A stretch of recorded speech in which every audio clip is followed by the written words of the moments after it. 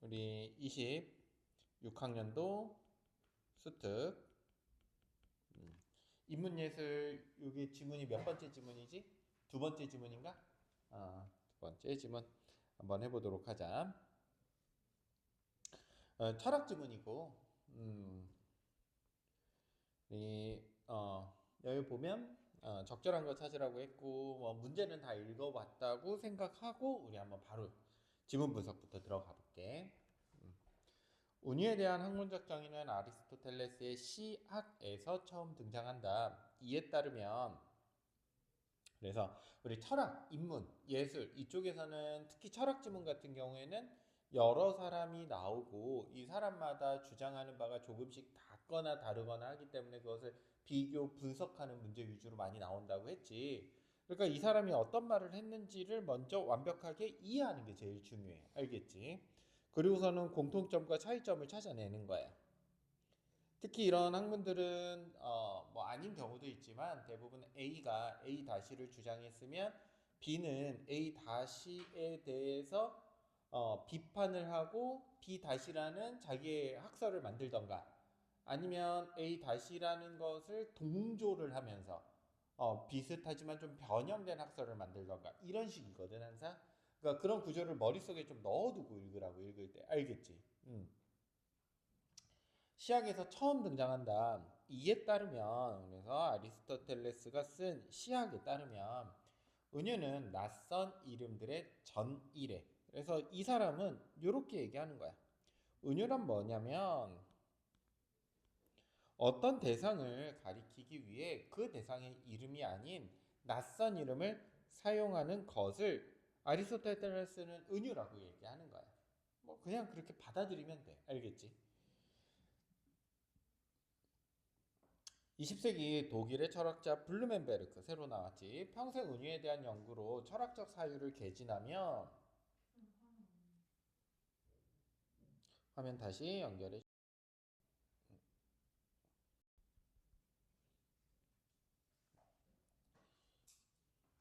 철학, 과학, 신화 등을 아우르는 모든 텍스트를 은유적 구조로 파악했다. 그는 은유란 인간이 세계 및 자신의 실존에 대해 창조해낸 하나의 모양, 형상, 요거 할 때 상자거든. 상들이라고 주장하며 이를 통해 인간의 삶의 방식을 읽어내고자 한 자신의 연구를 은유학이라고 명명했다. 명명하다는 이름을 붙이다라는 뜻이야. 그는 은유에 대한 종래의 철학의 해석을 두 가지로 제시하며 이로 인해 은유의 중요성이 간과되었다고 주장했어. 첫째는 담화 표지 수사적 기법으로서의 은유다. 이러한 관점에서 은유는 명료한 사실에 대한 표현을 강화하기 위한 수단으로서 군더더기나 장식에 지나지 않는다는 거야. 두 번째, 명확한 개념적 인식에 이르지 못한 불완전한 인식과 추측의 표현으로서의 은유야. 이때 은유는 개념이 형성되기 이전에 잠정적으로 사용되는 필요악 같은 것이며 필요하지만 나쁜 거 어쩔 수 없이 쓰는 걸 우리가 필요악이라고 하지. 뭐 단어 모르는 거는 잘 알아서 적어놔. 알겠지? 그 혹은 단어가 조금 내가 어렵다 싶은 단어는 꼭 나한테 질문을 하고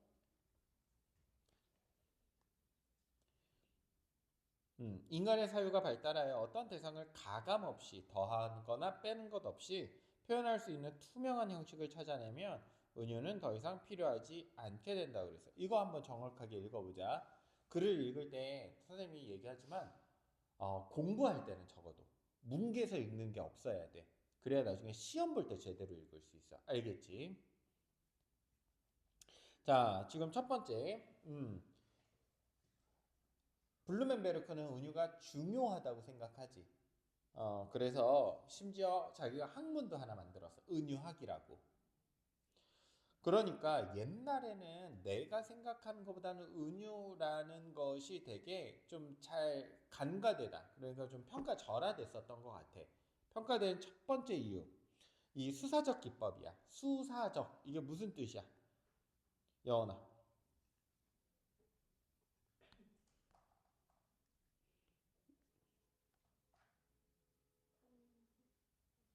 음. 문장을 꾸미다라는 뜻이야. 혹은 단어, 혹은 글을 꾸미는 거.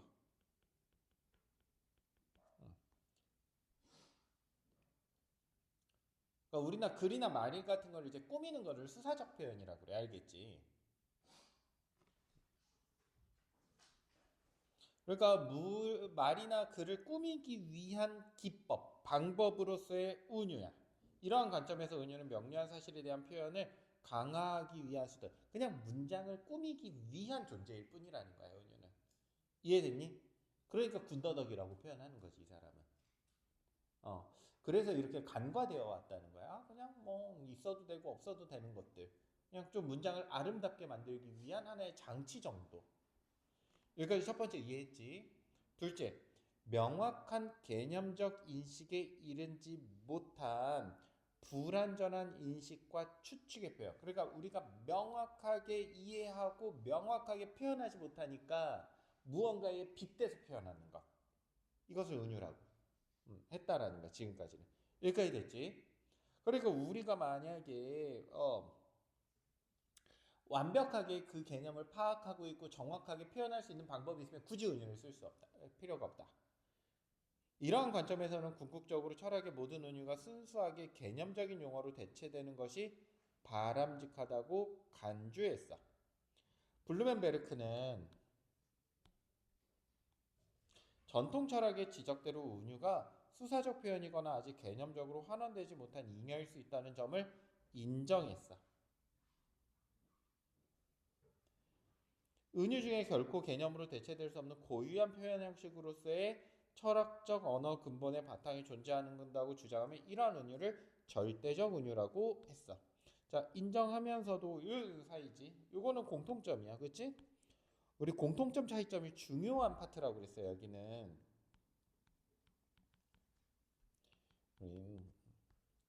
결국은 이 글을 우리가 정확하게 이해하는 것도 중요하지만 결국 문제를 맞춰내는 게 중요하다는 거잖아.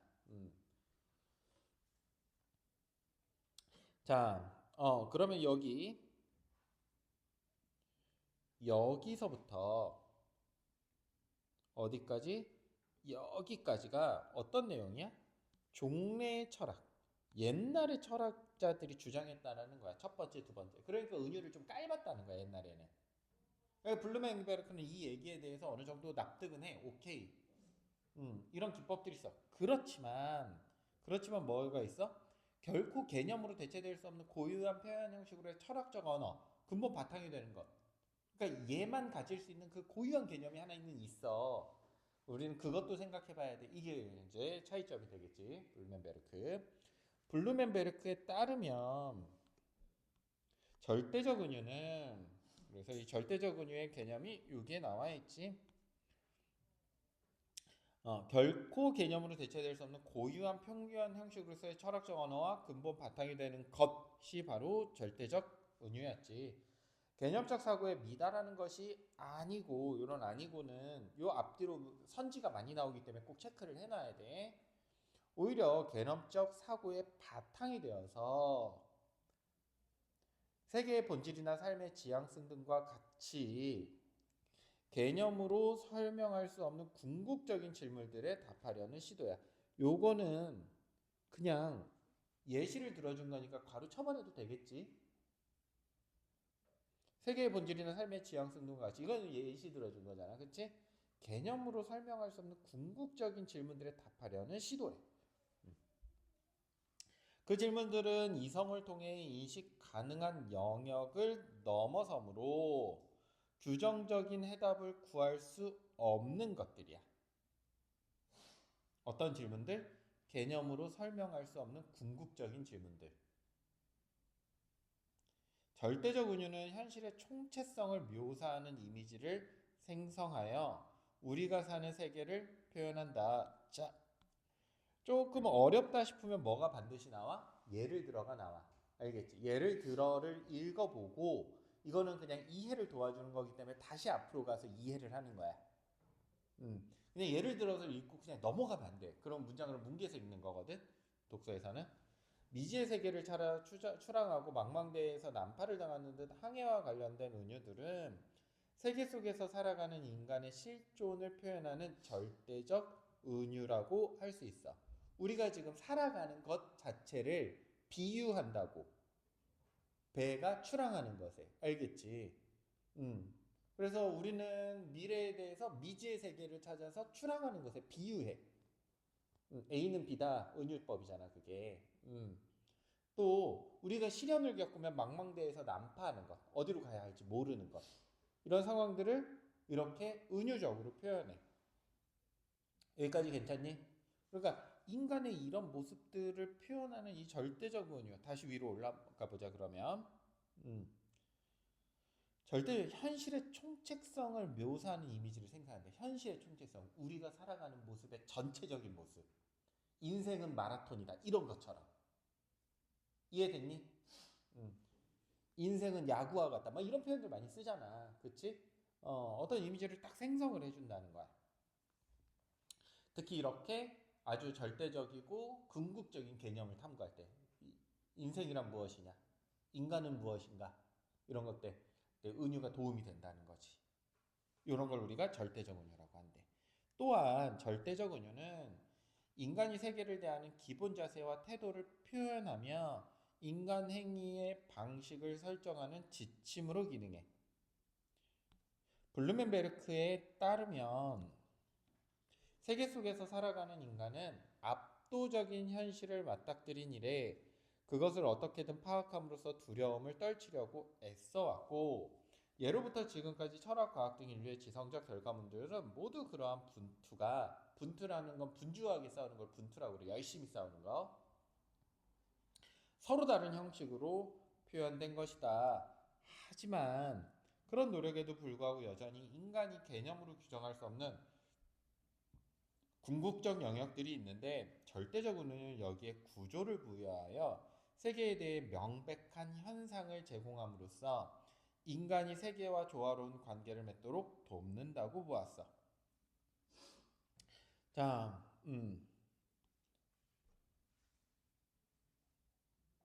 세계 속에 인간은 압도적인 현실을 맞닥뜨렸다고 했어. 원시 시대는 뭐를 맞닥뜨렸겠어?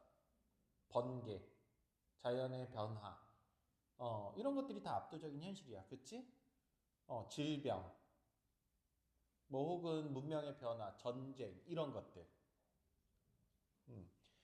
그러면 그것을 어떻게 하려고 해서?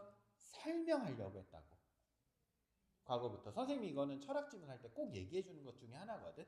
그러니까 아리스토텔레스나 뭐 이런 사람들이 우리가 왜 아픈지도 설명하고 어떻게 치료해야 되는지도 설명하고 이렇게 발달해 온 게 다 철학이야. 인간은 도대체 어떤 존재인가? 이 동물들이랑 무엇이 다른가? 근데 그것들이 이제 쭉 발전을 해서 결국은 1700년대, 1800년대 넘어오면서 철학이라는 분야가 어디로 많이 넘어가게 돼서 이 현상들을 과학적으로 설명하기 시작을 했지. 알겠지? 그렇게 되는 거야, 실제로. 음. 자, 그렇게 하니까 조금 이해가 되지, 그치? 이걸 설명하려고 했었대. 세계를 시계라는 은유로 나타낼 때 세계는 일정한 규칙에 따라 움직이는 하나의 시계, 즉 질서 있는 전체가 되는데, 우리의 세상은 시계다 이렇게 표현하면 그냥 탁탁탁탁 움직이는 구조에 따라 그렇게 되는데, 그러면 세계는 더 이상 뭐가 아니야? 예측 불가능한 것이 아니고 1초 다음에 2초, 2초 다음에 3초, 우리가 충분히 예측할 수 있고 통제할 수 있는 그 무언가가 돼버리는 거지.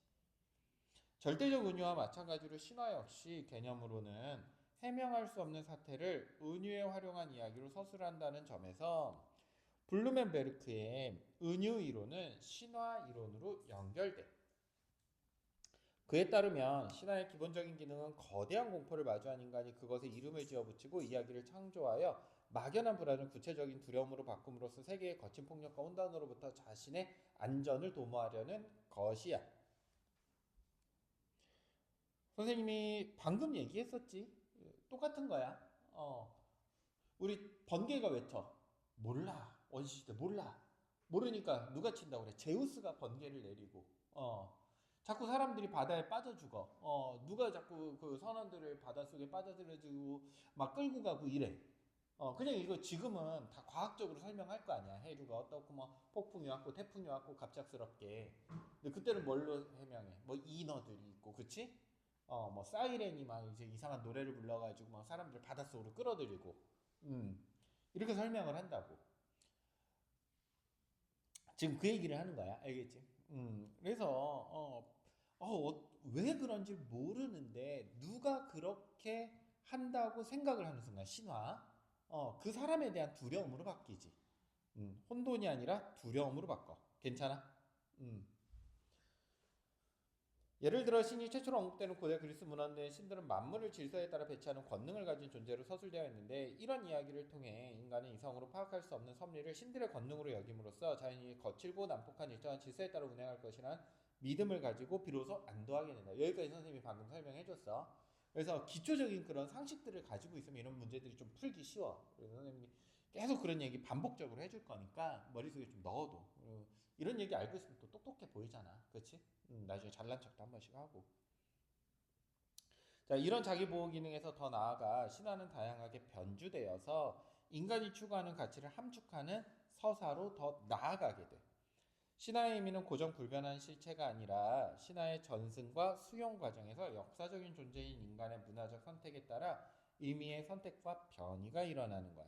다시 말해서 우리가 제우스가 맨 처음에 번개를 통제할 수 있다고 그래서 번개의 신이야. 근데 자꾸 세월이 가면서 이 제우스에 대한 이야기들이 덧붙여지게 되지.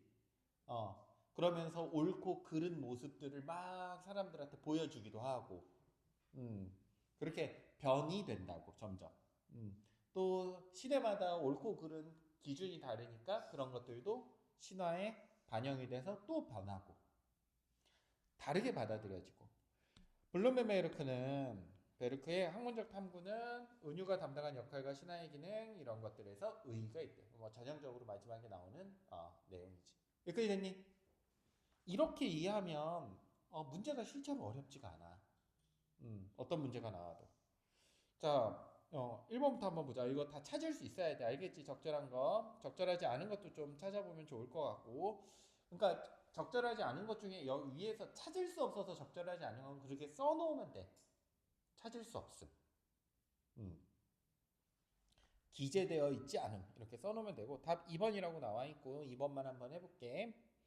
운유와 관련하여 특정 학자가 주창한 개념을 설명하고 그 의의를 제시하고 있다. 자, 여기 적어보자. 의의가 있다. 몇 번이야? 1-2번.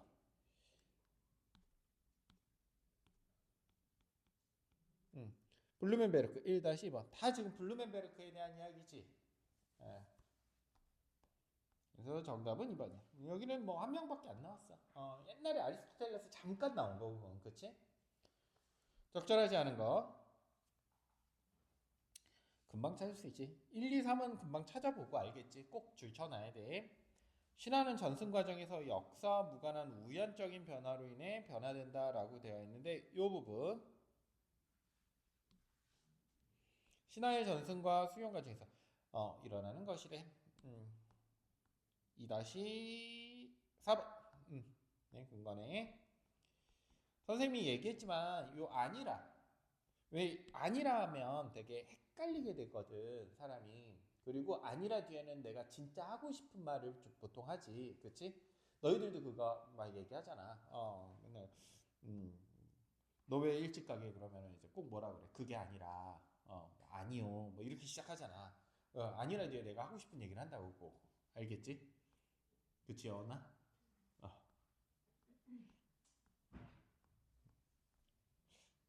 일단 여원이 놀릴 때가 제일 재밌는 것 같아.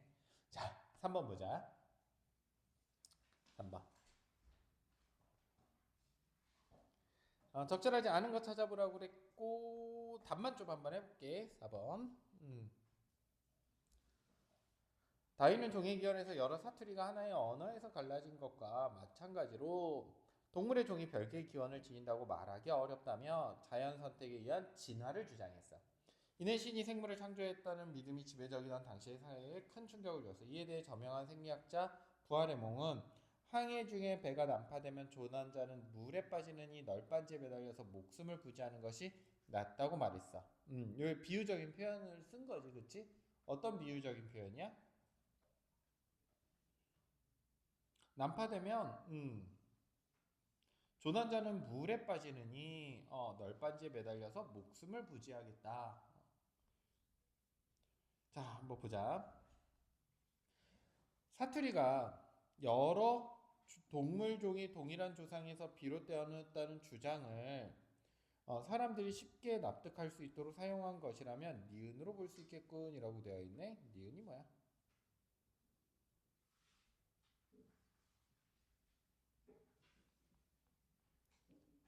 니은. 불안정한 인식과 추측의 표현으로서의 은유네.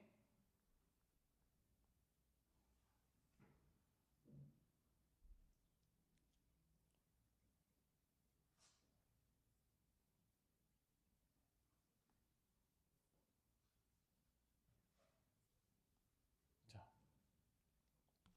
여기도 비유적인 거지, 그치? 은유잖아. 비유적인 거야. 사투리가 이렇게 갈라졌듯이 동물도 하나로 쭉 오다가 이렇게 갈라졌더라. 라고 이제 비유적으로 표현한 거지. 조상에서 비롯되었다는 주장을 사람들이 쉽게, 이거 맞아.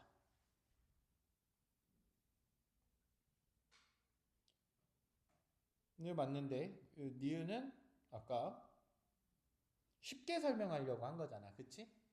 음.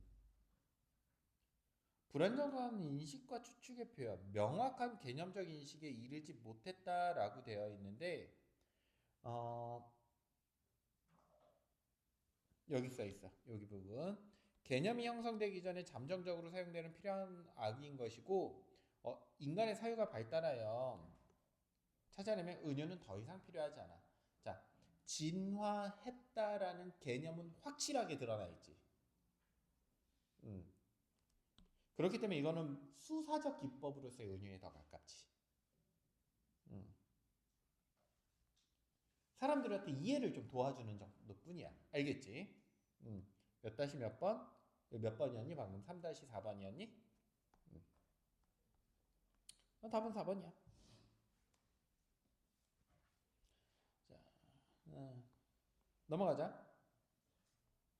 적절하지 않은 거 찾아보라고 그랬고, 이것도 얼른 답만 한번 해볼게. 700년 전에 쓰인 헤시오도스의 신통기. 인간을 사랑한 프로메테우스는 소를 잡은 뒤 뼈를 질 좋은 고기로 덮어서 먹음직스럽게 보이게 하도록 한 것을 제우스에게 제물로 바치고 살코기는 인간에게 주려고 했어. 이를 간파한 제우스가 더 이상 지상에 번개를 내리지 않아서 인간들이 불을 사용할 수 없게 되었어. 프로메테우스는 불을 훔쳐서 인간에게 주었고 이에 분노한 제우스는 프로메테우스에게 벌을 내려주고자 하여서 재앙을 퍼뜨리겠어. 이렇듯 신통기는 제우스에 대한 프로메테스의 기만 행위와 그로 인한 인간 세계의 불행에 초점을 맞추며 프로메테스에 대한 응징이 정당함을 강조한다. 결박당한 프로메테우스는 훔친 죄로, 그러니까 시간이 더 지난 거지. 기원전 700년에서 기원전 500년이면 더 최근에 가깝지. 행위에 동조하는 분위기가 기조를 이룬다. 이 작품에서 제우스는 자신의 미래에 예정된 파멸을 피할 방법을 예지 능력이 있는 프로메테우스로부터 알아내기 위해 가혹하게 겁박하는 폭군으로 묘사돼. 여기서 주안점은 뭐를 둬야 돼? 우리? 요 부분에서 해야겠지. 위로 올라가 보자. 지금 방금 몇 번이었어? 문제가? 4번이었니? 요게 이제 4번이 강조하는 내용이 이거잖아. 신화의 전승과 수용 과정에서 역사적 존재인 인간의 문화적 선택에 따라 의미가 변한다고. 알겠지? 그거에 기반한 복이인 거잖아. 그럼 머릿속에서 그것만 생각하면 돼. 그러니까 이렇게 포인트를 찾아내는 게 중요하고.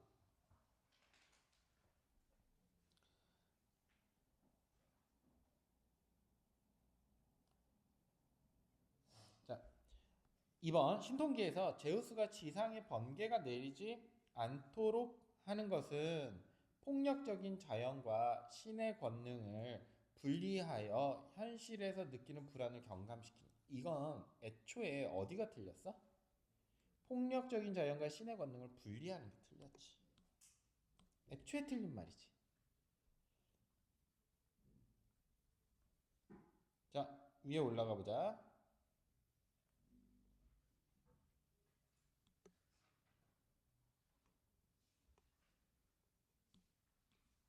음.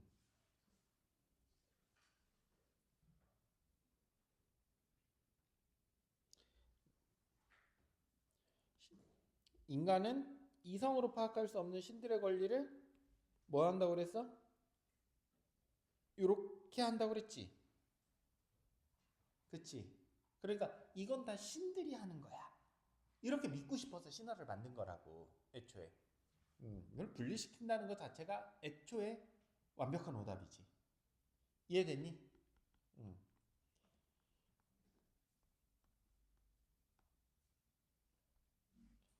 번개가 내리지 않도록 하는 것은 뭐야? 제우스가 어쨌든 번개를 통제할 수 있다라는 거죠, 오히려. 여기까지 됐어? 음. 그리고 거짓말을 한 것에 대한 처벌. 로도 볼 수 있겠지. 어쨌든 통제할 수 있다.